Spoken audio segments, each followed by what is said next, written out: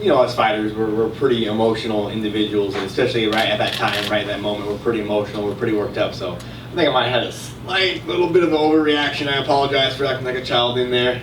But yeah, I was upset that they kind of misplayed my walkout song. I think my walkout song is a pretty decent staple. People know what my walkout song is, and they got it wrong. So I was upset a little bit more than I probably should have been. But did that play into your psyche as you started the fight? Because I know there was some boo birds. Once the fight starts, the fight starts. You can't make any excuse. Oh well, he dyed his hair yellow. I wasn't expecting it. Oh, he did this, or the wrong walkout song, or this or that. Yada yada yada. No excuse. Once the fight starts, and my performance was what it was. Now, in the freak injury that happened, you said in your post-fight interview that it was due to you checking the kicks. Yep. Do we know, is that what it was from, or was it how he stepped?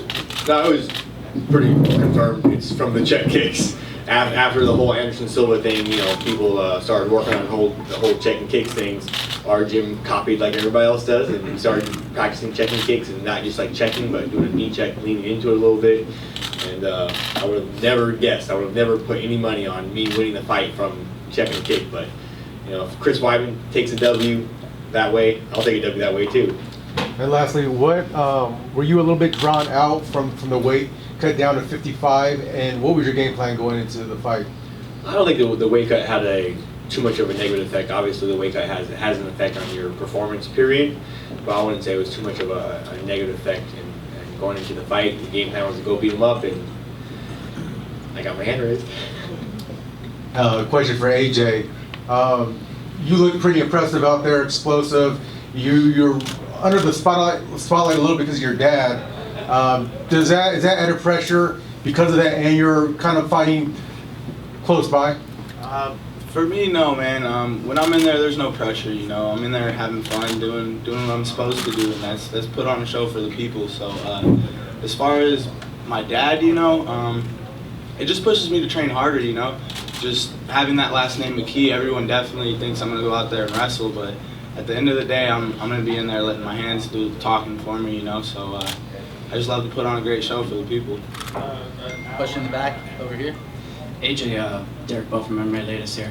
When you had the arm triangle on the ground, how close was it to being stopped, do you think? Honestly, I was sitting there with it, and I was like, my arms are burning a little bit. I don't know if I want to put too much energy into it.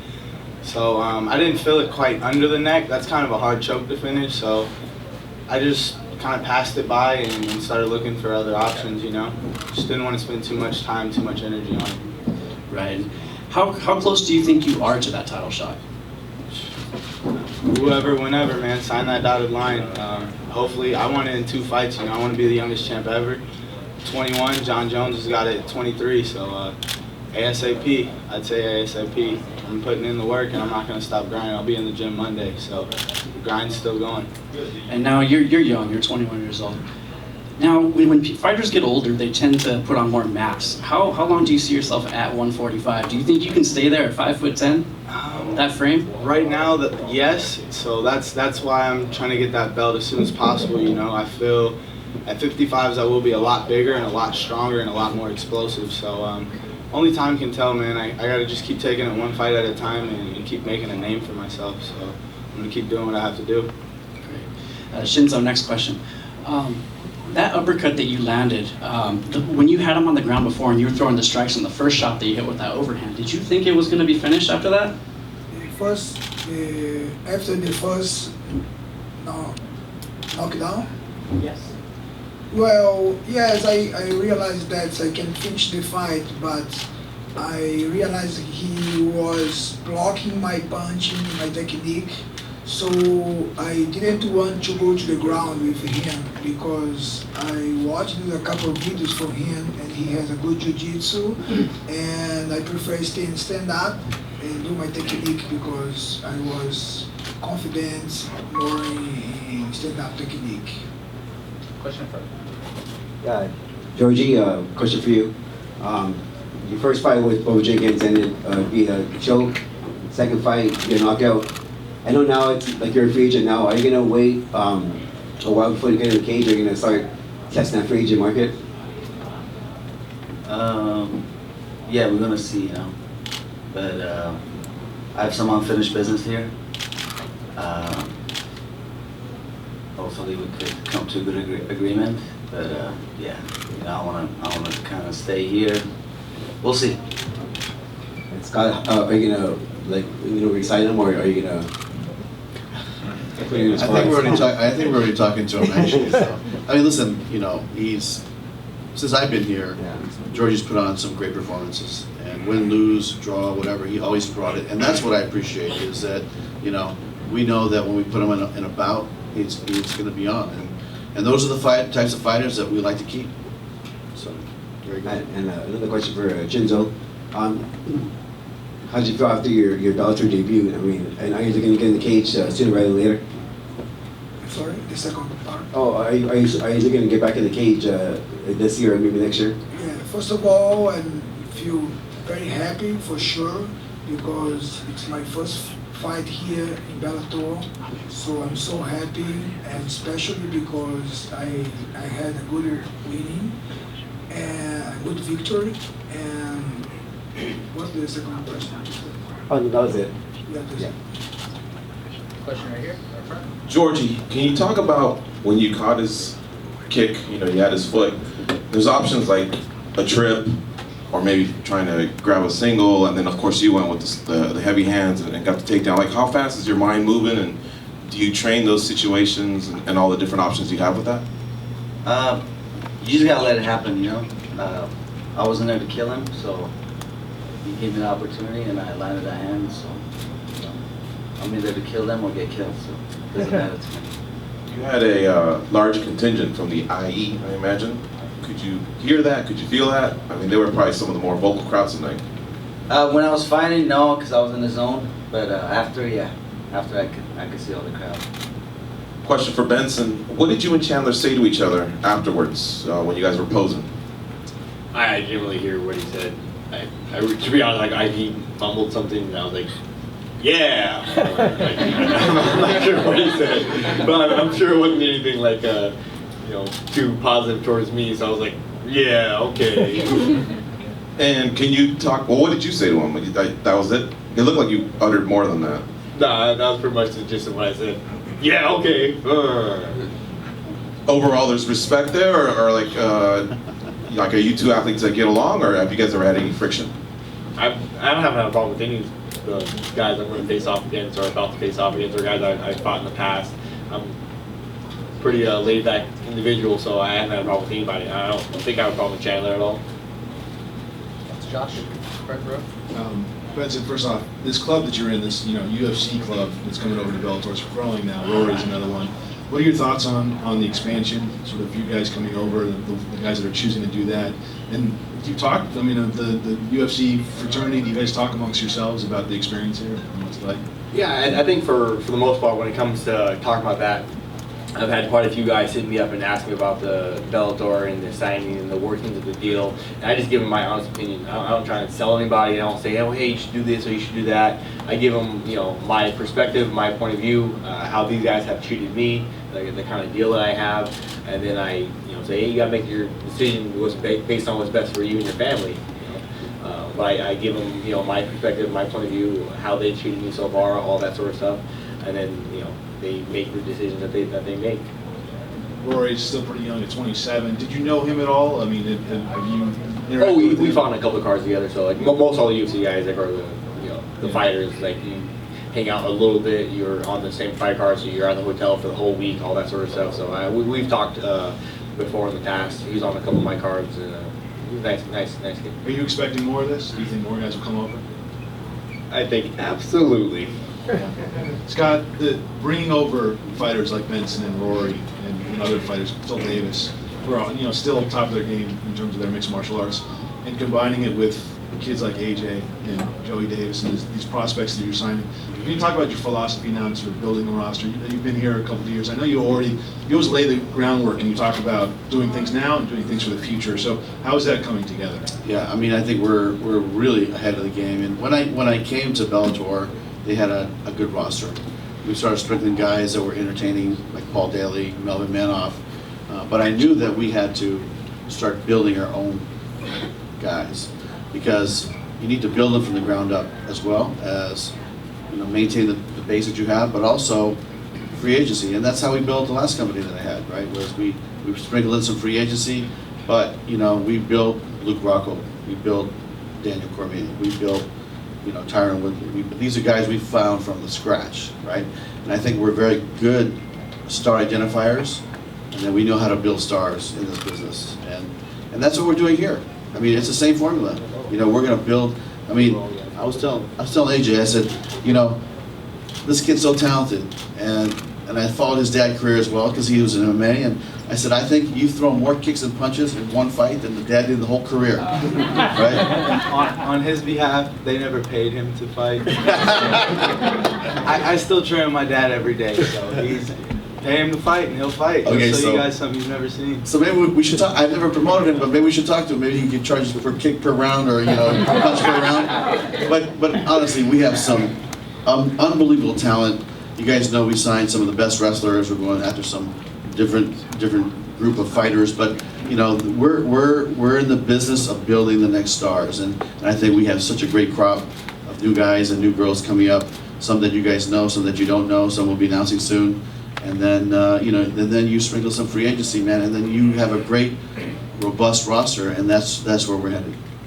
Question up front, George. Staying with Scott, I noticed you've been checking your phone, and did you happen to hear in the back, or maybe an update on Pitbull, what the actual injury is? Like, is there a break or I'm a trying to get sprain? some more information, but I don't think, do we have anything yet on him? Fibula is a broken?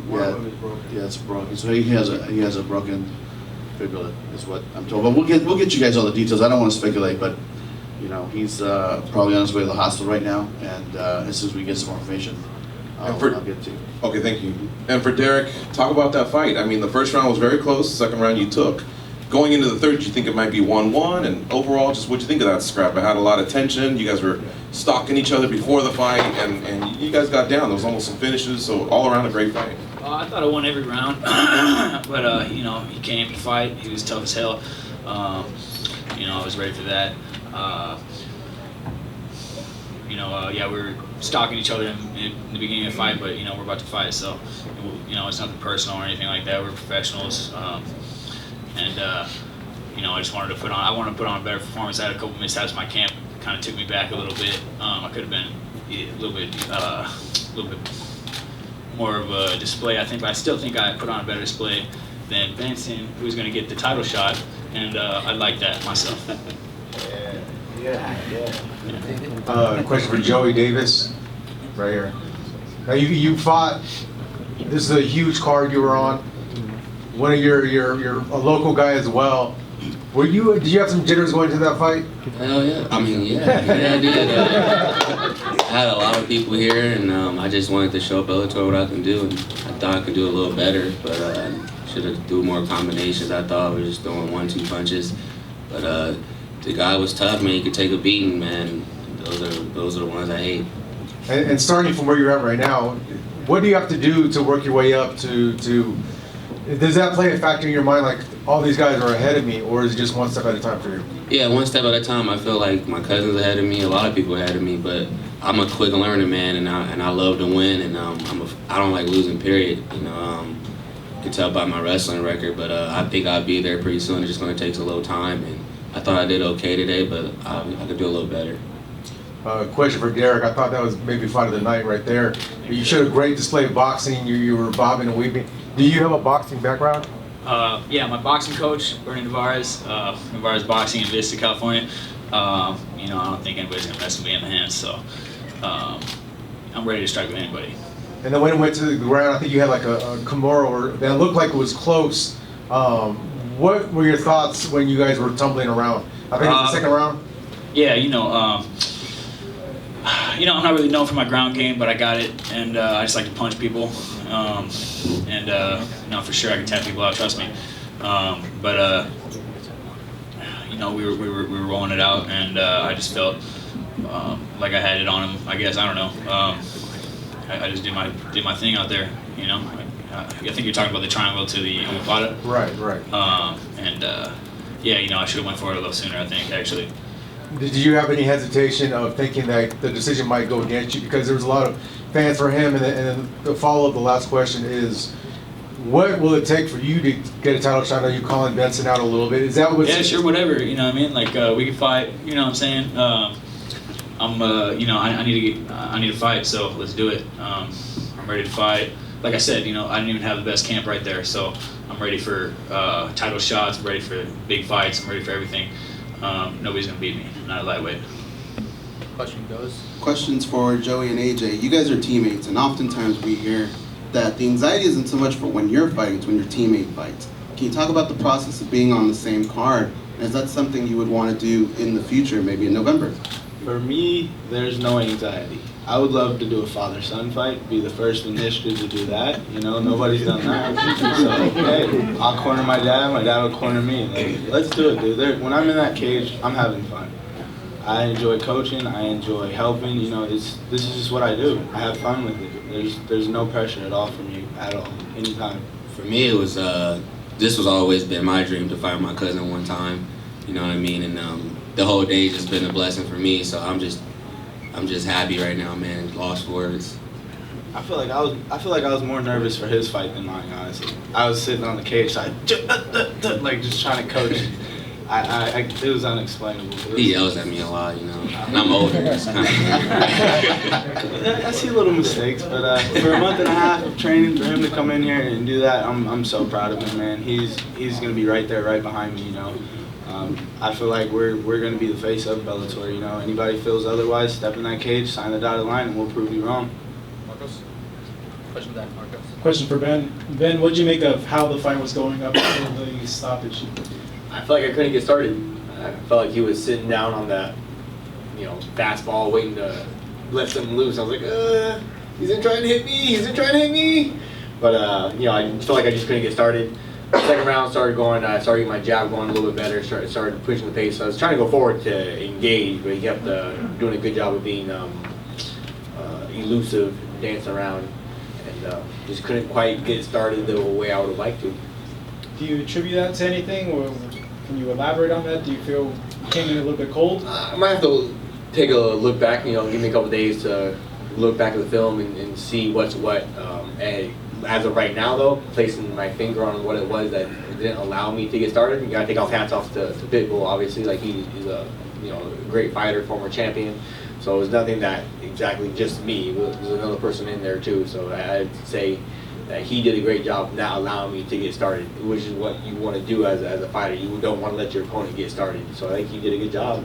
Gotta take hats off to him, and I gotta fix whatever holes that were. Did you feel you were winning the fight up until that point? I thought so. It was one of those toss-ups. You know, flip a coin, give it to this guy. Oh yeah, sure. Flip a coin, give it to that guy. Oh yeah, I guess sure. That was definitely kind of close. And I know I need to turn it on, going into the second and going to the third. Alright, question up here. Question for John. Tomorrow you have the boxing event, and I'm sure you'll know soon enough how, I guess they call them the overnight numbers, how the MMA does. But I'm just curious, what's the overlap between combat sports fans that just love both and will tune into both nights versus, like, some will just tune in tomorrow and some will just tune in tonight? Well, I mean, part of doing this whole event was that we have two premier properties and we wanted to put them together. There's a lot of, I mean, not just to create a great weekend because there's a lot of efficiencies, but, you know, we believe that, you know, combat sports fans love a good fight. And we're hoping to introduce fans who maybe haven't come to a boxing match to come, be here tonight, hear about it, and come back tomorrow, and vice versa. We've done a bunch of pre-promotional events and got the word out that we'd like to see more crossover. Who knows? But we will find out the numbers actually on Monday. We don't find out until Monday. But I think that we've done a really good job. We'll continue to do a good job of co-promoting. There's a lot of stories on both sides. We try to tell those stories. We have the best production team in the world. And we try to tell those stories. And if you saw the show, we're talking about tomorrow night. And tomorrow night we'll be wrapping up what happened here and continuing that storyline that is unfolding before us. So bottom line is we're putting the pieces together and it's turning out well. I mean, this weekend has been fantastic. I mean, already we're seeing so many I mean, everyone's getting along. I mean, we have 2 promotions in the same building at the same time, and it's going great. I'm really excited about what we saw tonight. The crowd was great, and tomorrow night should be great too. So, I think we're going to see some crossover. I think we're going to see some new fans from both sides, and I think we'll hopefully continue this great weekend.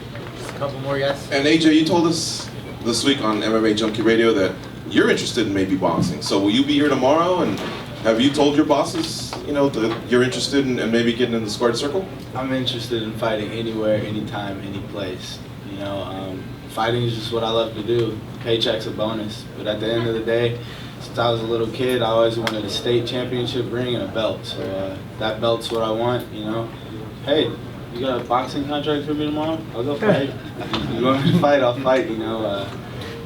It's all entertainment. So you build a name, and people, it's a supply demand thing. You build a name, and you can do whatever you want. So Question who knows?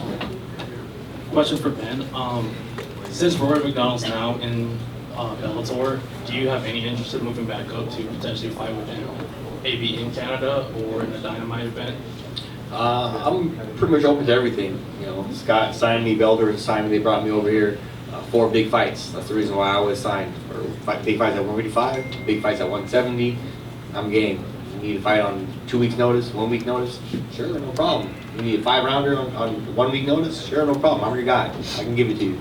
So facing off against Rory or whoever at 170, yeah, no worries. And then question for John and Scott. Over here. Do you guys feel like mixing both boxing, kickboxing, and MMA really harms your brand because people don't really know what to focus on? It's just Spike TV Sports and MMA and then kickboxing and then boxing. Do you feel like it's content overload, especially all in one weekend? I'd like to just start. I grew up a boxing fan. I love boxing, and I'll be here tomorrow to watch the boxing fights. And if you look at all these guys up here, there's not one guy up here that doesn't have a boxing coach and working his boxing skills. MMA is boxing, kickboxing, jiu-jitsu, wrestling, all combined. That's mixed martial arts. So everybody up here, I'm sure they're all boxing fans too, and they love to watch a boxing fight. So it's part of modern day martial arts. You can't separate it and say, well, are you a fan of this or a fan of that? You have to be a fan. If you're a martial artist, a mixed martial artist, you're a fan of everything, and you're using everything together as a fighter, an eclectic style. But boxing is a big part of that, and I think you saw some of that tonight. And all these guys are talented. These guys, I think that, listen, if their focus was to go be a boxer, I think they could do it. The same thing with the boxers. If their focus was to be an MMA fighter, they could probably do it. And so I don't think that's the way I look at it is part of martial arts. It's not separate. And then when you say the brand, like Spike is the home of combat sports. You can watch kickboxing on Bellator, you can watch Bellator MMA, and you can watch boxing. Tell you what a better way to spend the weekend. And that's how I feel. John? Yeah, I totally agree, and I feel like it's not overload. I think it's not enough. I'd like to do this. I'd like to do this more often. It's been great. Yeah. 1 or 2 more guys over here. Scott, since you guys are going to San Jose, I'm curious, will you, I'm thinking of Josh Thompson, is he ready to go again? May he be featured on the card, and are there any other names that you can already share with us?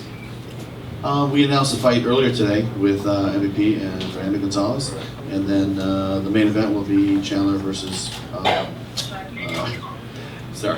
Henderson. That's going to be the main event. But we also have 2 other fights that we're going to announce, or 3 other fights actually we'll be announcing probably next week. But that's going to be the big fight, is the main event between Benson and Chandler. Can I fight? You can fight anytime you want. Let's do it. Last question from David. Question for Scott. We've seen it's cliche. MMA is the fastest growing sport in the world right now, but what's really growing it as well are personalities that talk. And is that something that you're looking to promote? We talked yesterday about you doing fun fights for the fans, fights for the hardcore fans.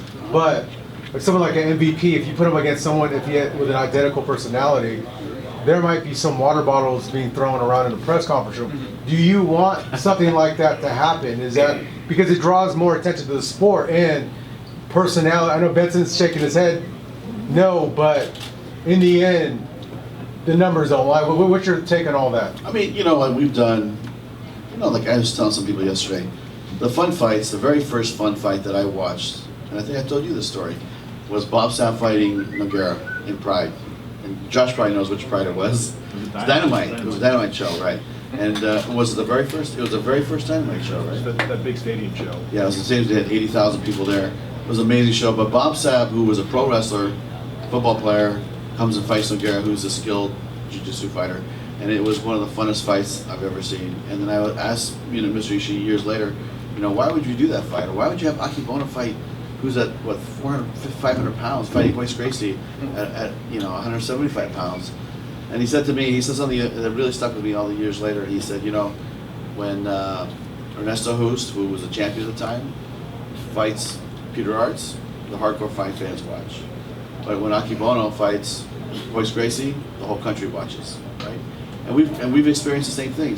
There's some athletes that cross over to, just the general public audience, right? And that casts a little bit bigger net than maybe just the hardcore fight fans fight that they want to see. So we've done both, and we're going to continue to do both. But I will say this: 90% of the fights that we've done have been for the hardcore fight fans, and we're going to continue to do that. But once in a while, if you see something that's going to be fun to watch, we're not going to be afraid to do it. Can you just, address the personalities? Would you be, if you saw bottles throwing around, is that something you'd be okay with and know that, okay, it's going to draw tickets, or is that something you never want to see in your promotion? I mean, here's the thing. At the end of the day, you know what?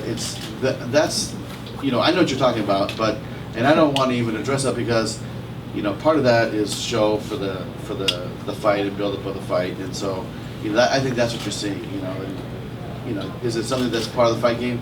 I think it is part of the fight game, but for me, is it my style? Really, it's not. It hasn't been my style, But to have a matchup that is intriguing, like to me, when Hoyce fought Ken Shamrock, right? People were like, oh, some people didn't like, but you know what?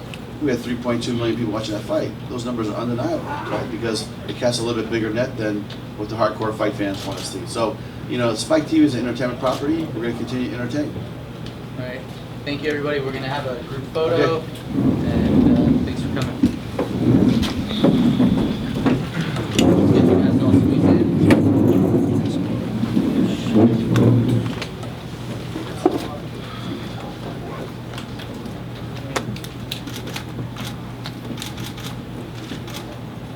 If I can get everybody to look at the guy in the vest in the back. Quite dapper in that vest, yes. Thank you.